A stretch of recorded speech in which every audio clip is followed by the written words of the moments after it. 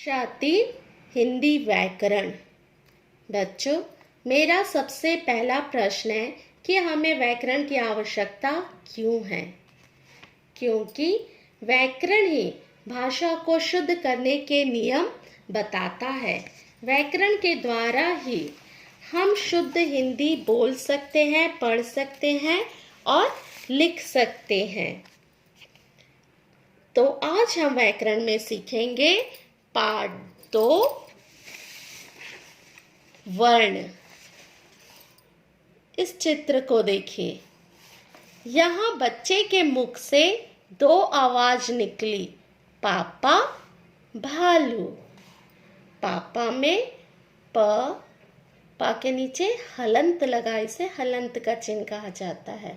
प धन आ, धन प, हलंत, धन आ, 4 ध्वनियां हैं। उसी प्रकार भालू में भ, हलंत, धन आ, धन ला, ला के नीचे हलंत, धन ऊ, 4 ध्वनियां हैं। मुख से निकलने वाली ध्वनि आवाज ध्वनि कहलाती है। ये ध्वनियां जब बोली और लिखी जाती है तब वर्ण या अक्षर कहलाती है। वर्ण भाषा की सबसे छोटी इकाई है। तो इसका अर्थ है वर्ण का निर्माण आवाज यानी ध्वनि से होता है, और जब हम इस ध्वनि को लिखेंगे या बोलेंगे तब यह वर्ण या अक्षर कहलाती है। इस प्रकार वर्ण की परिभाषा आप कह सकते हैं। वर्ण उस मूल ध्वनि को कहते हैं जिसके खंड या टुकड़े नहीं किए जा सकते। इसे हम ऐसे भी कह सकते हैं, वह सबसे छोटी ध्वनि जिसके और टुकड़े नहीं किए जा सकते वर्ण कहलाती है। अर्थात शब्दों को हम भागों में बांट सकते हैं, पृथक कर सकते हैं, पर वर्ण को पृथक नहीं किया जा सकता। दूसरे शब्दों में भाषा की सबसे छोटी इकाई अर्थात यूनिट ध्वनि है, और इस ध्वनि को वर्ण कहते हैं। वर्ण के पश्चात हम पढ़ेंगे वर्णमाला। प्रत्येक ध्वनि के लिए एक निश्चित वर्ण होता है। प्रत्येक भाषा के अपने अलग अलग वर्ण होते हैं। वे एक निश्चित क्रम में लिखे जाते हैं। इनका समूह वर्णमाला कहलाता है। अर्थात वर्णों के समूह को क्या कहते हैं? वर्णमाला। तो वर्णमाला की परिभाषा इस प्रकार होगी, किसी भाषा के वर्णों के समूह को वर्णमाला कहते हैं। हिंदी की वर्णमाला को 2 भागों में बांटा गया है, जो इस प्रकार है। पहला, स्वर। जो वर्ण बिना किसी अन्य वर्ण के सहायता के बोले जा सकते हैं उन्हें स्वर कहते हैं। हिंदी में 11 स्वर होते हैं, अर्थात हमें स्वर को बोलने के लिए, उसके उच्चारण के लिए किसी और अन्य वर्ण की सहायता आवश्यक नहीं होती। हिंदी के स्वर है आ, ई, उ, रू, ए, ओ। इसमें अनुस्वार है अंग, अनुनासिक है अम जिसमें चंद्र बिंदु लगा है, और विसर्ग है आह। हिंदी वर्णमाला का दूसरा भाग है व्यंजन। जो वर्ण स्वरों की सहायता से बोले जाते हैं, अर्थात व्यंजन बोलने के लिए हमें स्वर की आवश्यकता होती है, उन्हें व्यंजन कहते हैं। इनकी संख्या 33 होती है। तो हमारे हिंदी के व्यंजन इस प्रकार है।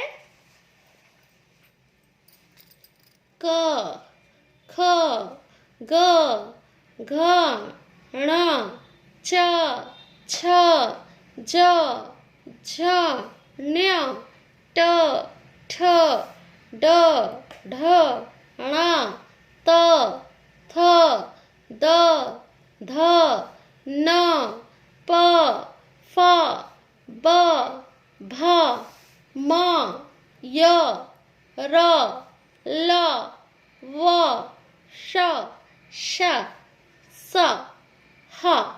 और इसमें संयुक्त व्यंजन है छ, त्र, ज्ञ, श्र। आगत शब्द है अ, ज, फ। इन आगत शब्दों का प्रयोग अंग्रेजी शब्द लिखने में किया जाता है या उर्दू शब्दों को लिखने में प्रयोग किया जाता है। इस प्रकार हिंदी की वर्णमाला में 44 वर्ण हैं। सभी भाषाओं की अपनी अपनी वर्णमाला होती है। अंग्रेजी की वर्णमाला में 26 वर्ण होते हैं, इन्हें अल्फाबेट कहते हैं। वर्णमाला के वर्णों के अतिरिक्त भी हिंदी भाषा में कुछ वर्ण हैं। अंग, अंग, आहा, छ, त्र, ज्ञ, श्र, ढ, ढ, अ, ज, फ। अब हम पढ़ेंगे अनुस्वार और अनुनासिक। अनुस्वार, लाइन के ऊपर एक बिंदु लगा होता है। इस लाइन को जो आप देख रहे हैं हिंदी में कहते हैं शिरोरेखा, यानी शिरोरेखा के ऊपर एक बिंदु लगा होता है जिसे कहते हैं अनुस्वार।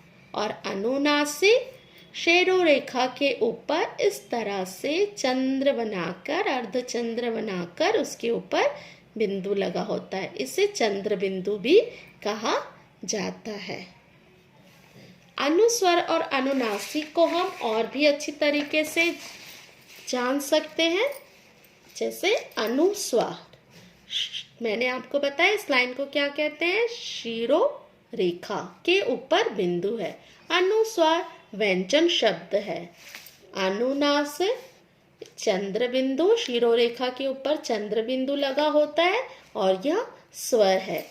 इनके प्रयोग के कारण कुछ शब्दों के अर्थ में अंतर आ जाता है। जैसे हंस, यहाँ हमने अनुस्वार लगाया है और अनुस्वार लगाने पर इस शब्द का अर्थ होता है एक जल पक्षी, हंस। दूसरा उसी प्रकार का शब्द है हंस, यहाँ हमने चंद्र बिंदु लगाया है और इस चंद्र बिंदु से इसका अर्थ में परिवर्तन हो जाता है और इसका अर्थ होता है हंसने की क्रिया। अनुस्वर उच्चारण मुख व नाक दोनों से होता है। उदाहरण है दंत, पम, भयंकर। और इसका प्रयोग मुख्य रूप से संस्कृत शब्दों में होता है, जबकि अनुनासिक शब्द जो है वो हिंदी शब्द है। तो इस प्रकार बच्चे रंग बिरंगे पतंग देखकर हंस रहे हैं। तो इस वाक्य में अनुस्वार और अनुनासिक दोनों का प्रयोग हुआ है।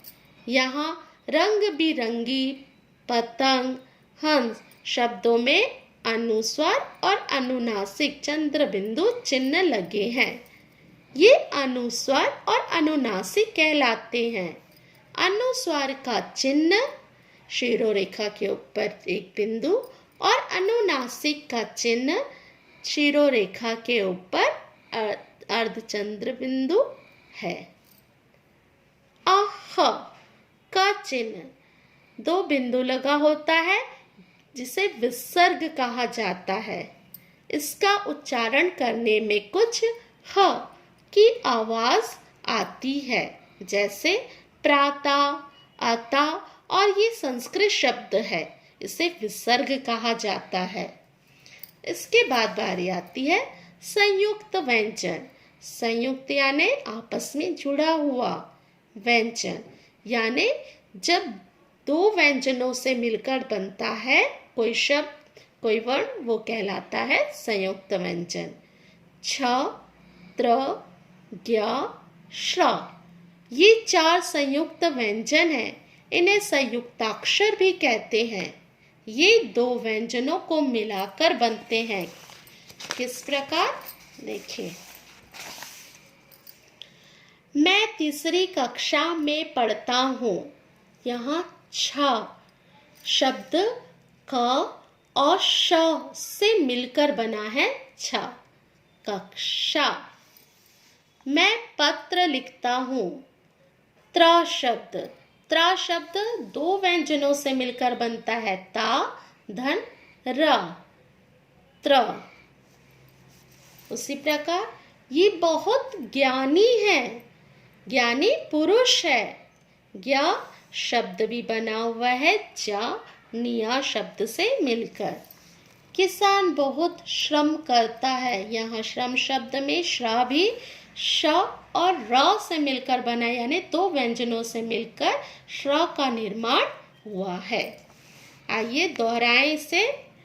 वर्ण भाषा की वह सबसे छोटी इकाई है जिसके टुकड़े नहीं किए जा सकते।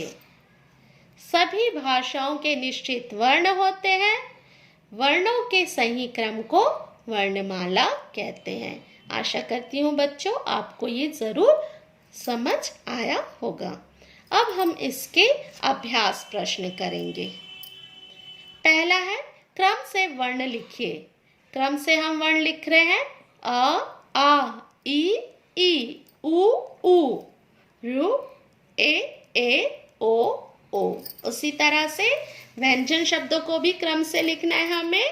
क्रम से हमने लिखा है क ख ग घ ण च छ ज झ ञ ट ठ ड ढ ण त थ द ध न प फ ब भ म य र ल व श श स ह।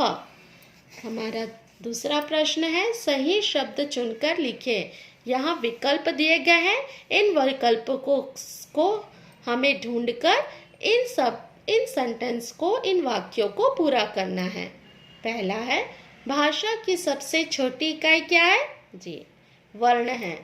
दूसरा वर्णों के समूह को वर्णमाला कहते हैं। तीसरा स्वर बिना किसी वर्ण की सहायता के बोले जाते हैं। चौथा व्यंजन स्वरों की सहायता से बोले जाते हैं। पांचवा दो व्यंजनों के मिल से संयुक्त व्यंजन बनते हैं।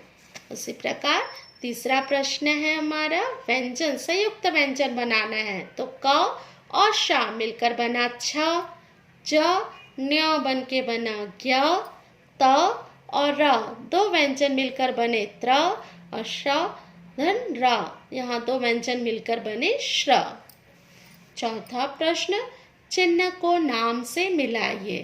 तो यहाँ शिरो रेखा के ऊपर बिंदु का चिन्ह है, ये कौन सा चिन्ह है जी, अनुस्वार का। शिरो रेखा के ऊपर बिंदु लगा हुआ है चंद्र बिंदु, ये है अनुनासिक, और दो बिंदु एक दूसरे के ऊपर नीचे है, ये कहलाता है विसर्ग। धन्यवाद।